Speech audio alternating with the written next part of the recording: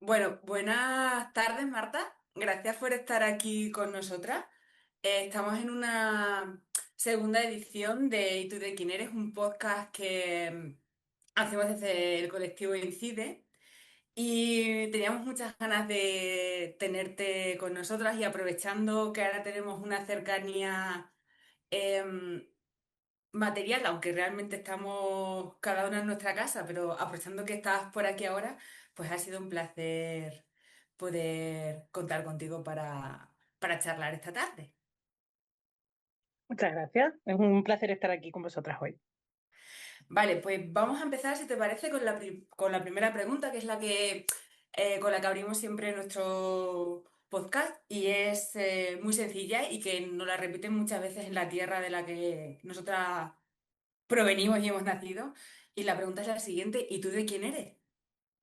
Pues mira, te voy a responder como respondería alguien de mi pueblo. Yo soy de la Chus Peseta y de Antonio Dimas, que son mis padres. Y yo soy una chica, me llamo Marta Luceño, nací en Moraleja, en Cáceres, y lo que pasa es que pasé poco tiempo en Extremadura. Yo estuve 5 años en Begaviana, que es un pueblito pequeñito que hay al lado de Moraleja, y en Moraleja hice mis estudios hasta los 17, que acabé el bachillerato y me fui a estudiar. Y ahí empieza un poco mi andadura por el mundo, que no ha sido poca. Me fui a estudiar filología árabe a Salamanca, al final la acabé en Granada, me fui con un Séneca a Granada y justamente durante la Séneca de Granada me dieron un par de becas y me fui a Marruecos 6 meses, a Egipto 6 meses para mejorar el árabe y también para empaparme un poco de la cultura, porque cuando aprendes un idioma tienes mucha falta de cultura, porque tú puedes intentar entender un idioma, pero si no sabes lo que hay, se esconde detrás de ese idioma, toda la cultura, pues es muy difícil. Y entonces estuve 6 meses en Marruecos, en una zona debajo de Melilla, en Ulda, que fue una de las primeras veces que pasaba tanto tiempo en Marruecos, aunque yo llevo yendo a Marruecos desde la juventud, porque tuve la suerte de tener una amiga que era mitad marroquí, mitad española. Bueno, es todavía mitad marroquí, mitad española. Y es lo que me abrió un poco las puertas al mundo del árabe y al mundo del magrebí, que es muy interesante y que era poco conocido. En aquel entonces había muy pocas familias extranjeras en el pueblo. Ellos fueron una de las primeras familias y eso a mí me abrió mucho, la verdad, mucho mundo porque te encuentras con alguien que tú tienes un idioma totalmente diferente, una cultura totalmente diferente. Y yo creo que eso me influenció bastante para tirar por allá. Cuando acabé filología árabe, uno de los problemas que tenemos los filólogos árabes es que hay muy poco trabajo. O te especializas en traducción o, sin embargo, vas a tener poco trabajo. Y yo tenía el gusanillo de hacer periodismo desde que empecé la carrera y me fui a Bélgica por cosas de la vida. Acabé en Bélgica, hice periodismo allí. Empecé a trabajar como periodista, un poco alternativo, en medios alternativos, todo muy poco mainstream, porque siempre estaba ligado al trabajo asociativo. En Bélgica conocí lo que era el ser militante, hacer mucho trabajo de campo, e interesarme con los asuntos sociales. Y cuando acabé el máster me propusieron hacer una tesis. Yo hice mi TFG, se llama en español. La TFG la hice sobre el velo, el tratamiento mediático del velo en Bélgica y les interesó bastante, sobre todo trabajar todo lo que significa los medios de comunicación y el mundo árabe, que siempre hay una visión muy restringida de lo que es el mundo árabe, muy monolítica, con muchos estereotipos. Y entonces hice una tesis y mi tesis fue sobre Túnez, sobre el cuerpo de las mujeres en la transición tunecina, cómo ese cuerpo de las mujeres estaba utilizado por unos y por otros para vender su política, Una que fuera una ideología u otra. política islamista, que fuera una política más, ¿cómo decirlo?, Progresista. más progresista, que fuera totalmente salafista. Entonces cada uno utilizaba esas mujeres para llevarlo a su terreno.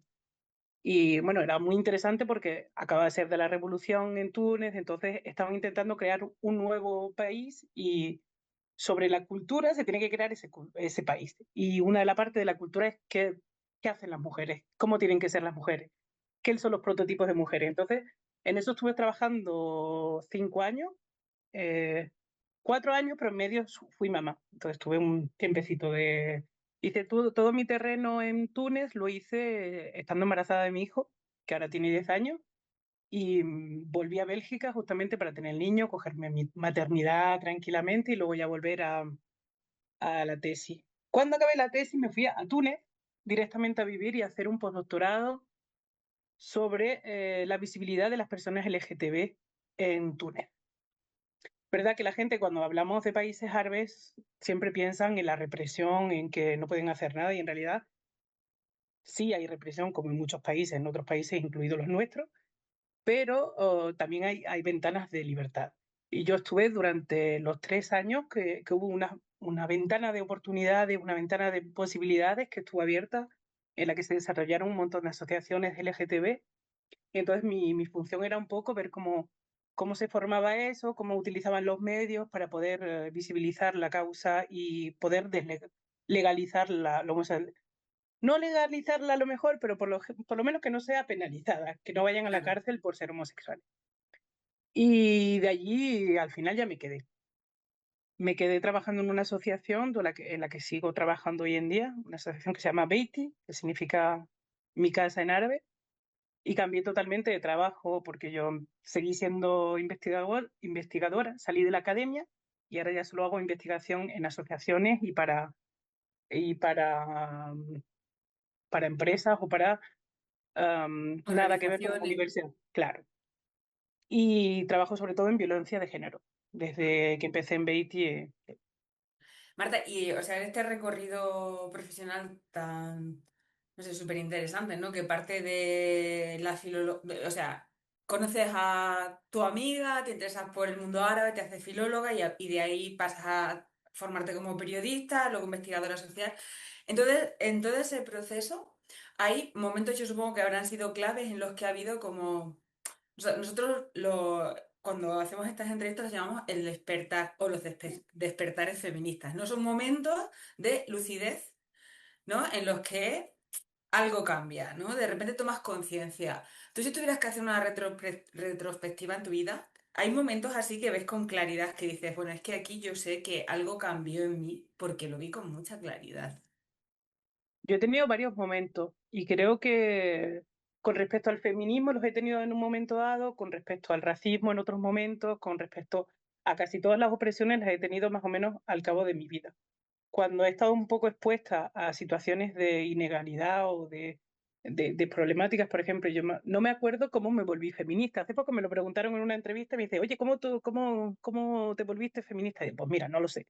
Pero yo sé que desde bien pequeña, bien chica, que se dice en mi pueblo, ya teníamos cositas que yo decía, ¿y por qué a mí me toca hacer esto porque soy una niña y a este que está aquí al lado, que es un niño, no lo hace?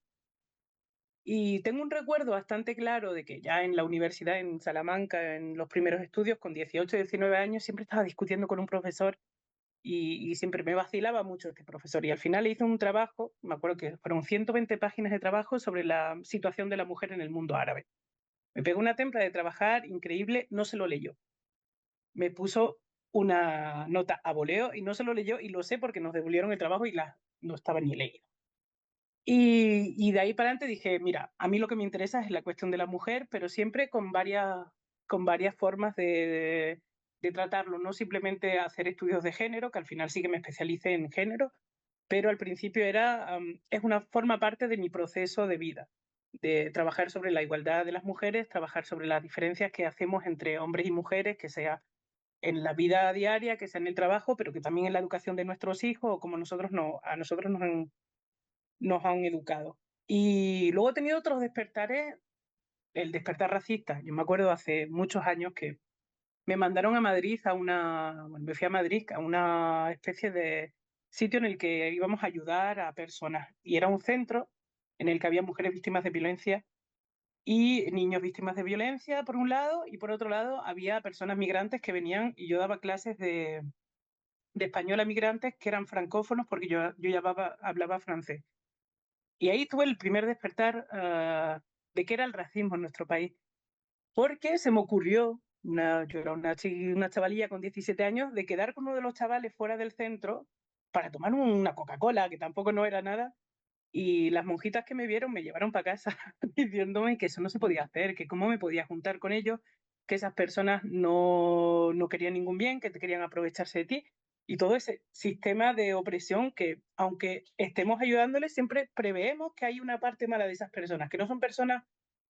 Como Puedes nosotros. darle clases, claro, puedes darle clases de español, pero no puedes ser amiga de él. Y en ese momento, aunque fueran solo 15 días los que pasé allí, tenía toda esa parte del racismo y de cómo esas personas vivían el racismo día a día, porque era la primera vez también que vivía en Madrid, en una gran ciudad con tanta diversidad.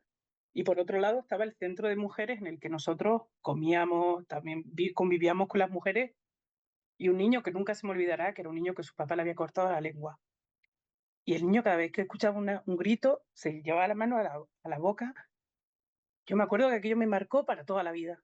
Y en ese momento nunca quise trabajar como educadora social ni como asistente social, pero sí es verdad que ahora cuando llevo tantos años trabajando, ese momento me marcó mucho sobre las violencias de género y yo creo que es una cosa que ahora con 7 años de trabajo sobre violencia de género son historias que me han contado mucho, cosas muy graves que he estado escuchando, pero son importantes decirlas. Y bueno, ya cuando salí de España y vi otros países y vi cómo yo tenía privilegios, que por ser blanca, por haber nacido en un país en el que tengo un pasaporte rojo que me permite ir donde yo quiera y mis amigos no pueden. En realidad vivir en ese mundo en el que según dónde hayas vivido o según cuánto dinero tenían tus padres o cuánto dinero tú has sabido crear para hacer las cosas. Entonces, en ese momento yo creo que ahí está la interseccionalidad en la que tú vas viendo a cada momento dónde llegan los privilegios, dónde llegan tus dificultades y tus privilegios. Yo, por ejemplo, cuando vivía en el sur, era una privilegiada, soy una privilegiada en el sur y tengo enormes privilegios. Sin embargo, en Bélgica, cuando era estudiante y trabajaba como camarera en un restaurante, me trataban de puta india, de tal, creyendo que yo era sudamericana, porque tenía el acento español y tal. Entonces, claro, vives las dos cosas porque en función de dónde te sitúes en el norte, yo siempre lo digo, siempre vas a ser el extranjero de alguien. Siempre. Siempre, en cualquier Y sitio el en el que pijo estés. de alguien, y el rico de alguien, y el Y el privilegiado de alguien. aprovechado y el todo. Siempre. Todo lo que tú pienses mal de una persona migrante, por ejemplo, que ahora está muy de moda esa temática, eso lo han pensado ya de mí. Porque Claro. yo migré a Bélgica en el 2008, que era la época de crisis en España. Entonces llegaba mucha gente que venía por cuestiones de crisis. Yo llegué para trabajar, no para trabajar, sino para Para estudiar. estudiar. Entonces, pero claro, a nosotros nos metían todos en el mismo saco y nos decían, estos vienen los españoles que son unos pobrecitos que vienen a quitarnos el trabajo. Y vienen a robar y vienen, ya está. Claro, lo que pensamos nosotros, o sea, nosotros, lo que se piensa en la sociedad española, o una parte importante de la sociedad española con respecto a las personas que vienen del sur, que para ellos son todos iguales. Da igual que vengan a trabajar, a estudiar, que tengan una formación, una cualificación muy alta, se da por hecho que, bueno, pues que... Entonces, claro, en este momento en el que yo estoy en Bélgica y veo que también, que yo también puedo estar mal vista por una parte de la sociedad y que hay muchos estereotipos de mi país, del hecho de que somos unos vagos, que hacemos, o que solo estamos acostándonos la siesta y que bebemos muchísimo alcohol, etcétera, y yo no, o que no llegábamos siempre tarde, ¿no?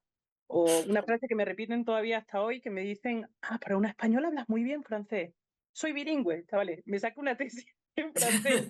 ¿Cómo me podéis seguir diciendo que por ser española no debería hablar idiomas también? Entonces, bueno, esto es algo como decir que durante toda tu vida te vas a dar cuenta de cosas. Por ejemplo, ahora estoy en un despertar un poco antivalidista y antiviejo. Lo viejo es Ya, malo, todo lo que es el edadismo. el edadismo y tal, yo voy a hacer 40 años este año y todo el mundo a mi alrededor está súper preocupado de ser viejo y yo lo llevo muy bien. Mira, cosas peores tengo que el tener 40 años. Y lo bueno que es tener 40 años y poder aprovecharlos y estar en buena salud, no sé. Marta, todo este recorrido y todo este análisis que haces sobre tu lugar en el mundo y cómo va cambiando ese lote de privilegios y de desventajas que acumulas dependiendo del lugar donde estés, te ha llevado a tener como una visión muy definida de cuál es el feminismo que desde el que tú militas, ¿no? Y me gustaría que profundizaras un poco más sobre eso, que nos contaras un poco por qué en un momento determinado tú decides que si tú vas a militar y vas a luchar va a ser desde esa perspectiva y no desde otra. Pues yo creo que la realidad es que cuando tú eres feminista tienes que escuchar a las otras mujeres.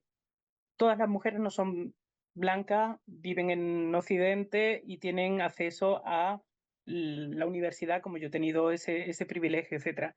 Entonces, cuando te encuentras con esas personas, tú dices, oye, hay ciertas cosas que nuestro feminismo blanco no estaba pensando. Y incluso el feminismo blanco piensa cosas, hay cosas del feminismo blanco que no están pensando, como por ejemplo la maternidad es una cosa que no se piensa en el feminismo blanco actual. Pero bueno, podemos hablar un poco más tarde de eso. Cuando empecé a trabajar mucho con mujeres musulmanas y trabajé mucho sobre el velo es una cuestión muy transversada. Se Mm, utiliza como herramienta racista, simple y llanamente. Entonces, yo siempre lo dije, dice, cada mujer se tiene que poder vestir como ella quiera. Y si tú aceptas unos tacones, acepta un velo. desde Porque, luego. porque tanto los tacones son una imposición social como el velo puede ser una imposición religiosa, es una imposición religiosa. La religión dice, se supone que dice, que las mujeres deben estar veladas. Que eso es una lectura, que yo no soy una persona religiosa, la lectura la hará como ella quiera y cada uno cree lo que cree. Y como yo no voy a venir a meterme con una monja porque está vestida como una monja, no me voy a meter con una señora musulmana porque está vestida como una señora musulmana. Como, bueno, que tampoco existe esa Sí, historia de las mujeres musulmanas, es múltiple y diversa. Entonces, una vez que que abres un poco tu universo y que ves que está compuesto de mujeres de todo tipo y que sus dificultades no son las mismas que las tuyas. Por ejemplo, para ciertas mujeres, lo que tú piensas que es algo que te define como feminista, para ellas no lo son. Y una cuestión clave es el trabajo. Por ejemplo, ahí para las feministas, el poder llegar al trabajo y poder trabajar, tener una cuenta bancaria en nuestros países ha sido una parte fundamental, y no total. se puede negar, fundamental para que las mujeres echemos para adelante y tengamos Un espacio de un puesto libertad. y un puesto en la sociedad.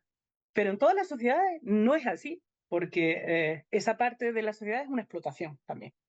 Hemos entrado en un sistema de explotación gestionado por hombres con una forma de gestión que no es buena para las mujeres, no es buena para los otros aspectos que las mujeres tienen, como el poder tener hijos o no tenerlos, etcétera. Así que Ni hay para muchas las cuestiones. mujeres, ni para el planeta, ni para los propios hombres, ni para nadie.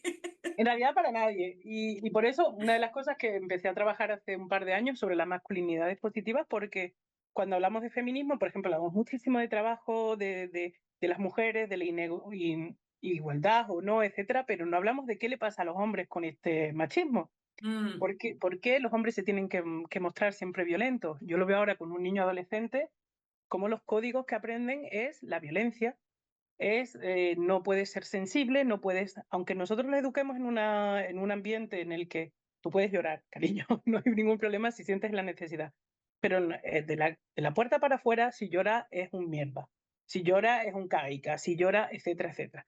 Entonces, al fin y al cabo, cuando tú empiezas ya a ver que todas estas pequeñas composiciones de la sociedad te dice, mi feminismo no puede ser un feminismo en el que yo crea solo en los derechos que yo quiero tener y yo creo que tienen que tener todas las mujeres.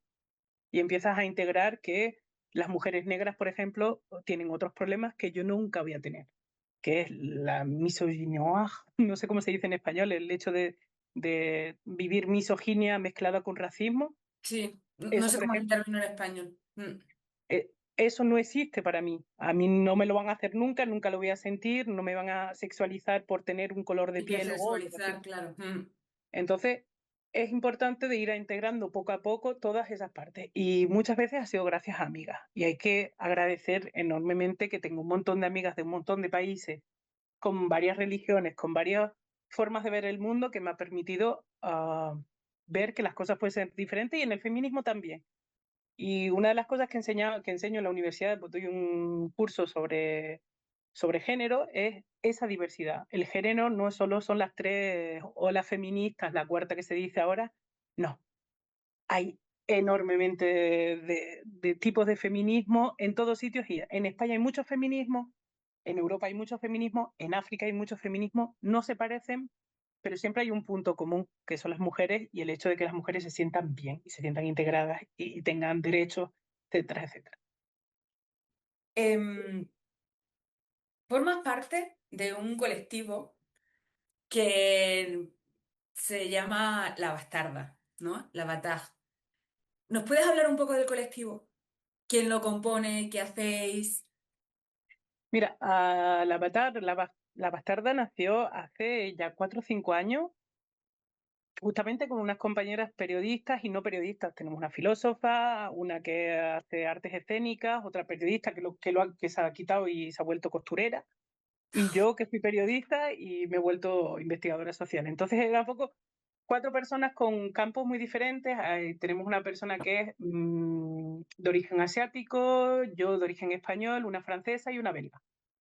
Y decidimos que queríamos hacer cosas sobre feminismo y periodismo y poder cruzar esos dos aspectos porque nos parecía que los medios en Bélgica, que era donde vivíamos en aquel entonces, ese aspecto casi nunca se trataba con un ángulo feminista. Siempre hablábamos de las cosas, pero de forma un poco general. Y nosotros queríamos eh, integrar lo del feminismo bastante profundo. Entonces nos dimos, venga, creamos un colectivo, una colectiva en realidad. Nosotras en francés le Sí. llamamos una colectiva y empezamos a trabajar sobre varias temáticas. Una de las primeras temáticas en las que trabajamos fue las violencias obstetricales, que es una temática que en aquel entonces se hablaba muy, muy poco.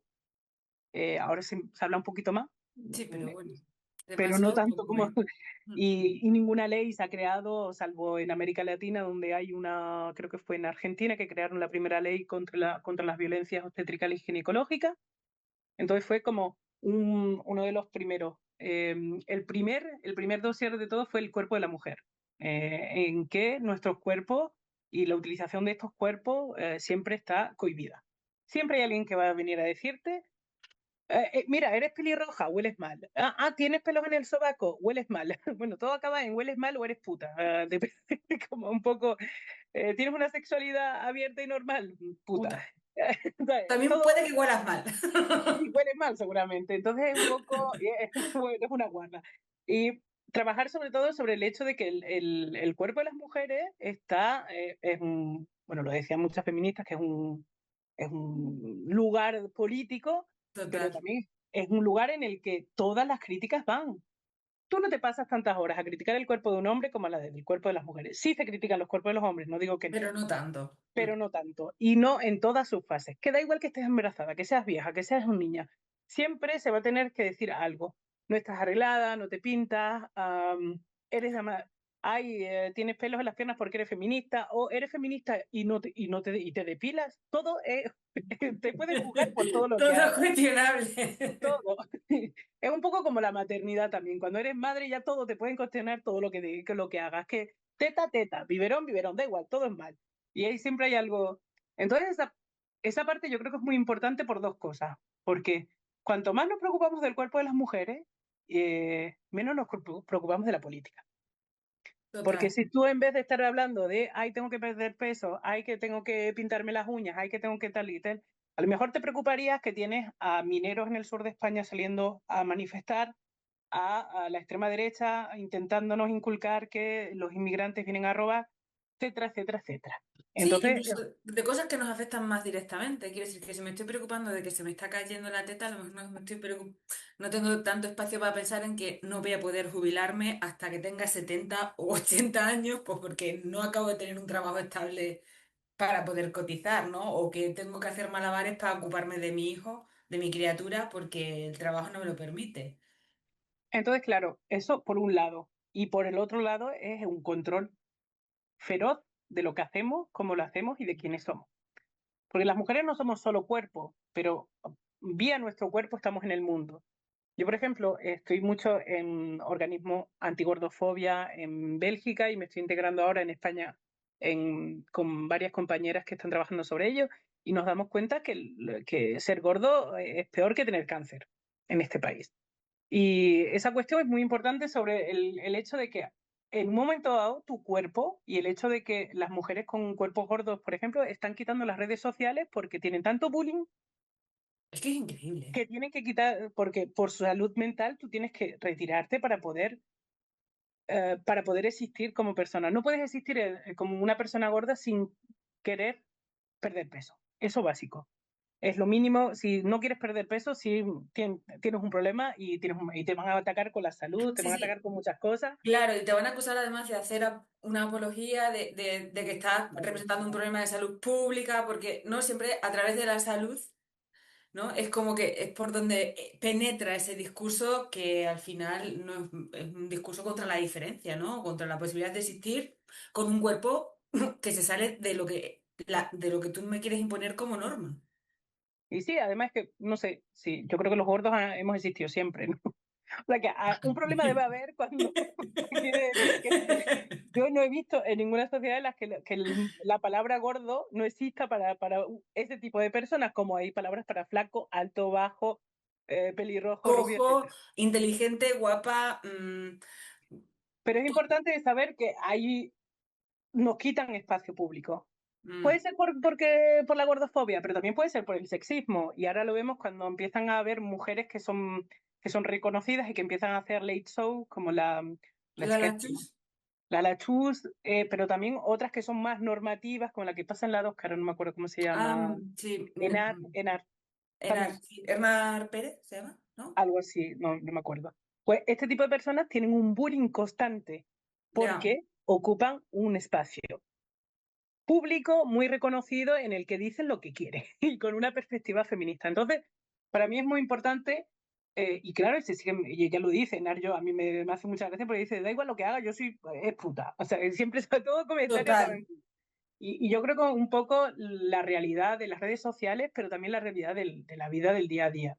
Mm, De quién va a la piscina, quién no va a la piscina, porque tienes un cuerpo, quién va a la playa, no va a la playa, quién va al gimnasio y cómo vas al gimnasio, quién se puede presentar a unas elecciones y quién no puede, porque voilà, todo lo que es cuerpo de las mujeres va a permitirle un acceso o no a la sociedad y a la política, etcétera, etcétera. Pero también va a permitirle tener un acceso a los hombres también. Porque total. si cuanto más gustes al género opuesto, más bienvenida vas a ser en ese espacio público.